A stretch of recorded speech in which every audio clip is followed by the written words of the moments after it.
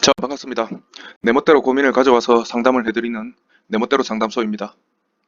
오늘은 또 어떤 고민 사연이 와 있는지 한번 보도록 할게요. 고등학교 1학년 딸아이 성적표를 본 후 부모로서 해줄 수 있는 말이 뭐가 있을까요? 안녕하세요. 고등학교 1학년 딸아이의 아빠입니다. 중학교 때까지 나름 열심히 학교 생활도 하고 성적도 괜찮게 나온 딸아이가 고등학교 1학년 1학기를 마친 후 성적표를 보여줬는데 많이 실망스럽게 나왔습니다. 아이한테 부담을 줄까봐 중학교 때도 그랬지만 공부나 성적에 대해서는 일체 한마디도 하지 않고 성적표도 나중에 한 번씩 아이 없는 데서 봤더랬습니다. 고등학교 성적표는 어떻게 나오나 궁금하기도 해서 봤더니 대부분 C가 많더군요. 요즘에는 이 성적이 C, ABC 이렇게 나오나 봐요. 수, 미, 양가가 아니고. 어쨌든 본인도 이렇게 성적이 나온 게 미안했는지 아침에 일어나 보니 식탁 위에 성적을 이렇게 받아와 죄송하다는 내용의 손편지와 함께 성적표가 들어있는 봉투가 있었습니다. 이 아이가 되게 착합니다. 성적 좀 안 나왔다고 이렇게 손편지를 쓴다고요?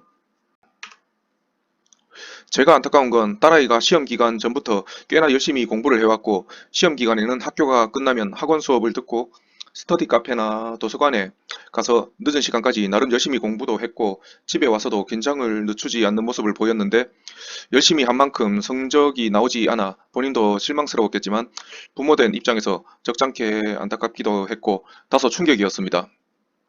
이제는 딸아이에게 좀 더 진지하게 학업과 진로에 대해 얘기를 나눠봐야 할 것 같은데 문제는 제가 성적표를 본 후 약간의 분노와 실망의 대화를 어떻게 풀어나가야 할지 잘 모르겠다는 겁니다.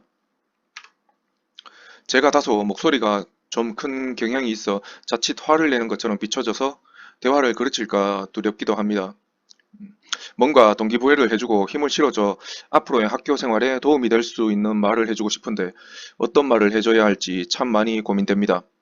조언을 간절히 부탁드립니다. 자, 여기까지가 고민의 내용인데요. 근데 보통 부모님들은 뭐 아이 성적에 대해서 고민을 많이는 하지만 그냥 아이한테 잔소리하고 윽박 지르는 게 대부분이에요. 왜 그런지 사실 좀 저는 이해가 안 가요. 계속 잔소리 한다고 해서 아이가 그 잔소리 듣기 싫어서 공부를 열심히 해서 잘하게 될까요? 그거는 아니라고 보는데 그에 반해서 이 아버님은 좀 진지하게 그 해결책에 대해서 고민을 한다는 것 자체는 저는 되게 좀 좋은 태도라고 생각합니다. 일단 사연 내용에 대해서 간단하게 요약을 해드리면 이 딸아이가 고등학교 1학년인데 중학교 때까지는 아이에게 부담 줄까봐 공부에 대해서 터치 자체를 안 했다고 합니다. 그리고 성적표도 몰래 봤습니다. 고등학교 1학기 이제 성적표를 보고 나서 성적이 잘 안 나왔겠죠. 그러니까 충격을 먹고 약간의 분노도 느꼈다고 합니다. 그리고 실망감도 느꼈고 그래서 이제 딸아이에게 동기부여될 수 있는 그런 말과 그리고 진로에 대해서 좀 진지하게 이제 얘기를 하고 싶은데 이렇게 본인 아빠가 이제 목소리도 크고 하니까 자칫 얘기할 때 화내는 것처럼 전달돼 가지고 이 대화 자체를 그르칠까 봐 걱정이라 하시네요.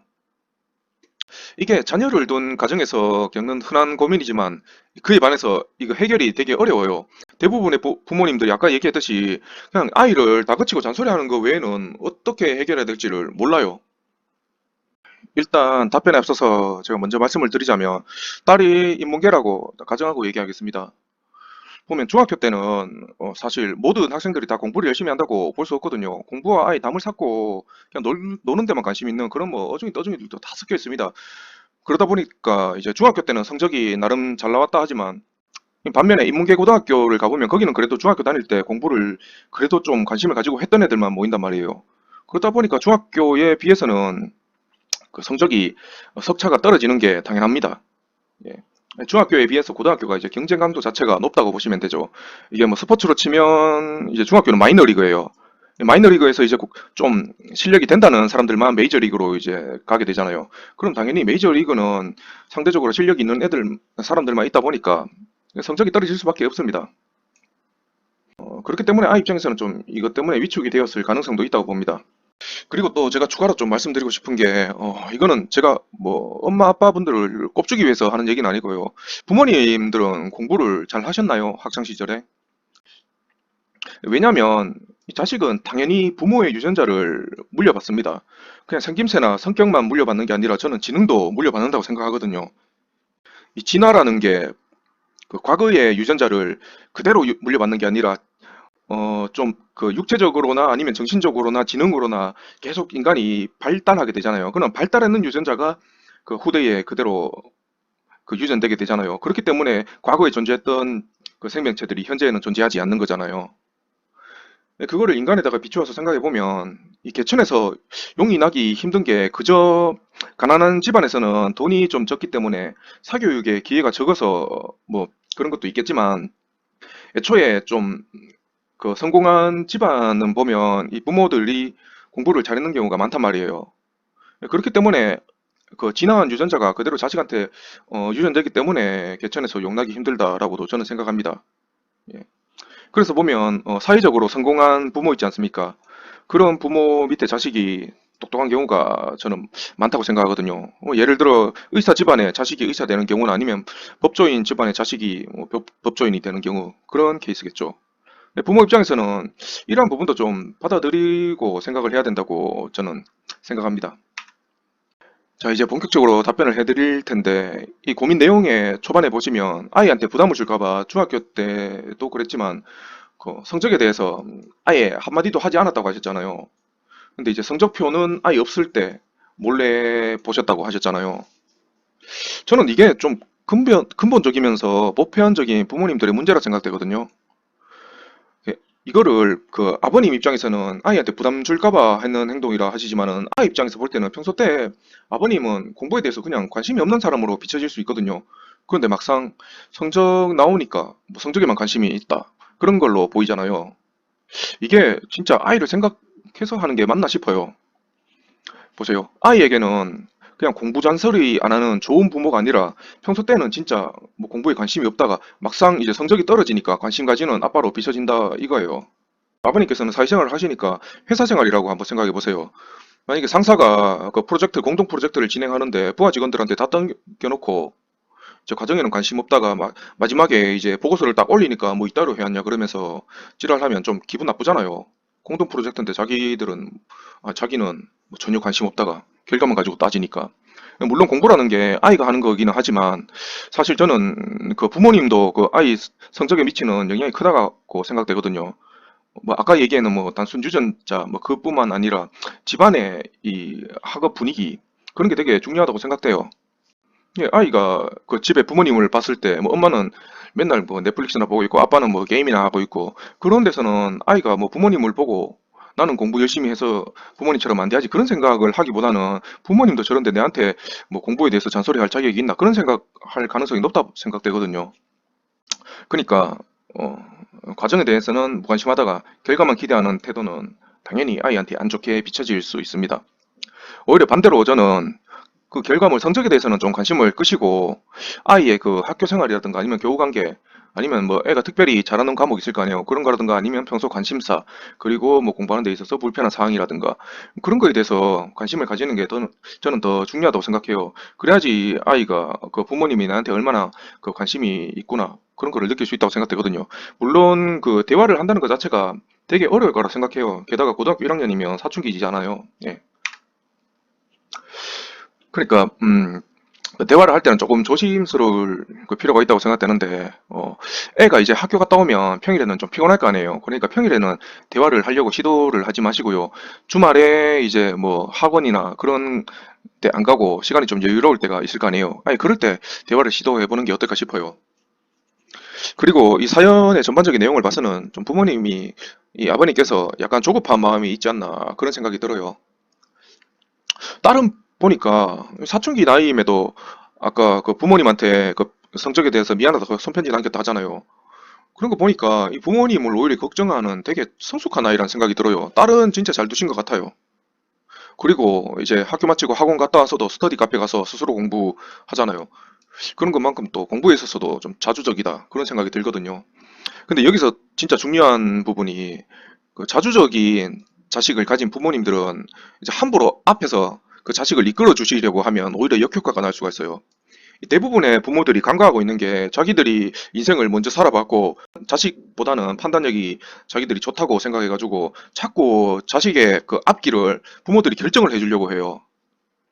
근데 절대 그러면 안 돼요.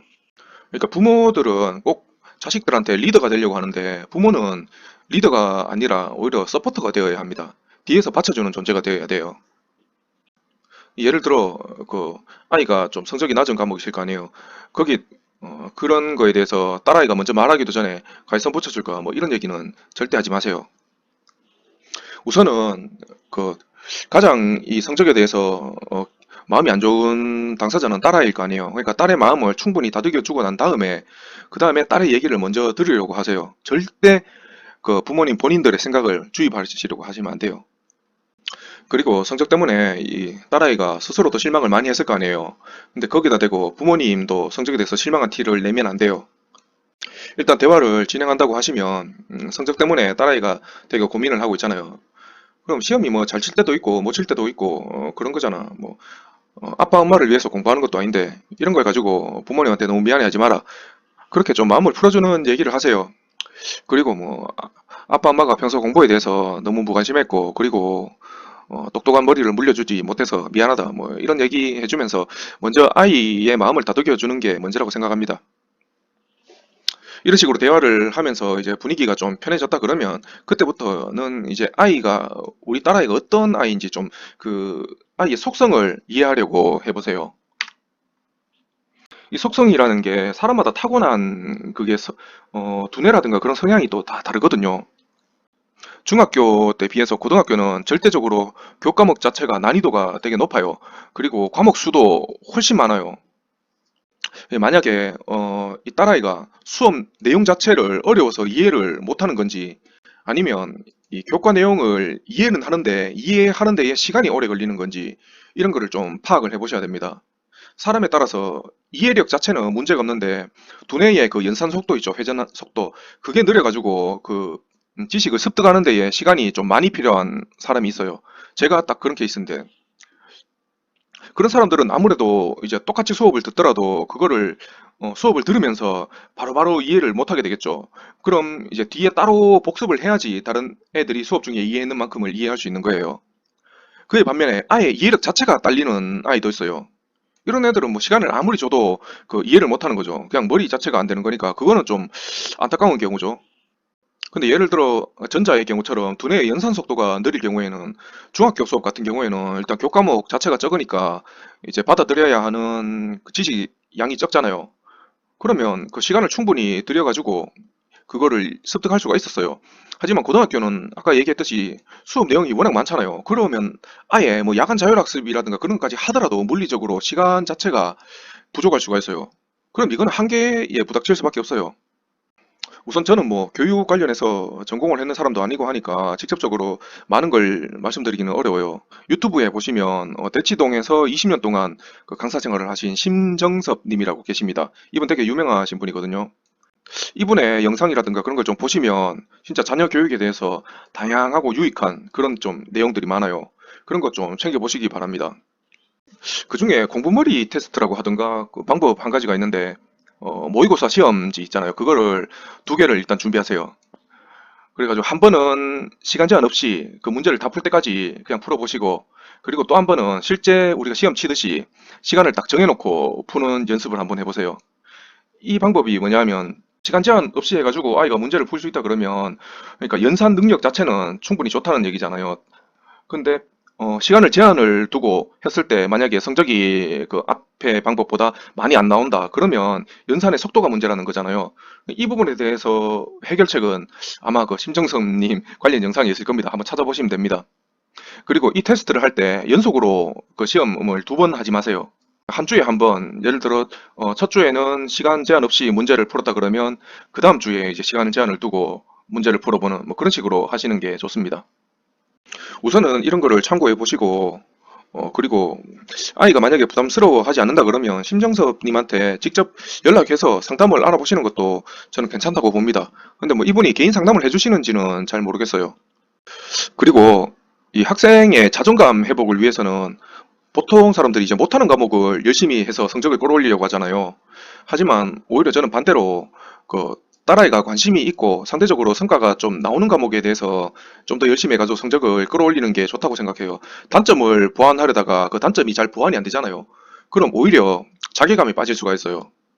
하지만 자신이 뭔가 잘하는 거를 깨닫고 거기에 대해서 이제 칭찬을 듣고 하잖아요. 그럼 오히려 자존감이 더 높아지기 때문에 그게 더 저는 효과가 좋다고 생각합니다. 그리고 제가 이 4번 영상이든가 그 먼저 영상에서도 얘기했듯이 친구들끼리 이제 시너지를 낼 수 있는 그 그룹 스터디 방법을 저는 되게 좋다고 생각하거든요. 이 그룹 스터디가 좋은 방법인 거는 맞지만 다만 이제 시험 기간에 학생들은 좀 예민하잖아요. 그러다 보니까 이 그룹 스터디가 자기 자신한테 상대적으로 시간 낭비라는 생각을 할 수 있을 가능성도 있거든요. 그렇기 때문에 이제 그룹 스터디를 시작한다 그러면 딱 기말고사 끝나고 나서 바로 방학이잖아요. 그러니까 방학하기 전에 이제 친구들하고 연락을 해가지고 딱 그룹을 짜고 주말 정도의 시간을 정해서 하는 게 저는 좋다고 생각합니다. 이제 공부에 대해서는 제가 더 해드릴 말씀은 없고요. 마지막으로 이제 딸아이한테 동기부여에 대한 얘기를 어떻게 할지 물어보셨잖아요. 음, 뭐 뻔한 얘기 있잖아요. 커서 뭐 아빠 엄마처럼 되지 않으려면 열심히 공부해라. 이런 얘기는 하지 마세요.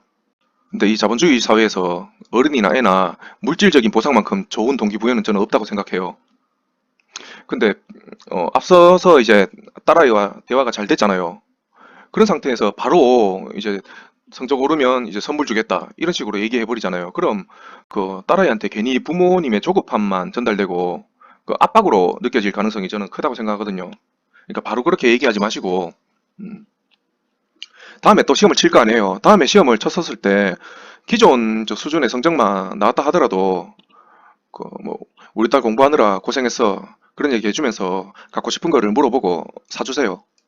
그리고 이 선물을 한 번 하고 끝낼 게 아니기 때문에 처음에는 좀 부담되지 않는 가격을 미리 딸한테 얘기를 하고 그렇게 선물을 해주세요. 그리고 또 다음에 시험 성적이 그 이번보다 오르잖아요. 그럼 또 선물을 해주세요. 이렇게 연속으로 선물을 주고 나면 딸은 당연히 성적 오를 때마다 이제 선물을 받게 되는구나 그렇게 생각할 수 있을 거예요. 근데 부모 입장에서는 매번 성적 오를 때마다 그럼 선물을 줘야 되는데 이거 너무 부담스러운 거 아니냐 그렇게 생각하실 수도 있잖아요. 근데 반대로 한번 생각해 보세요.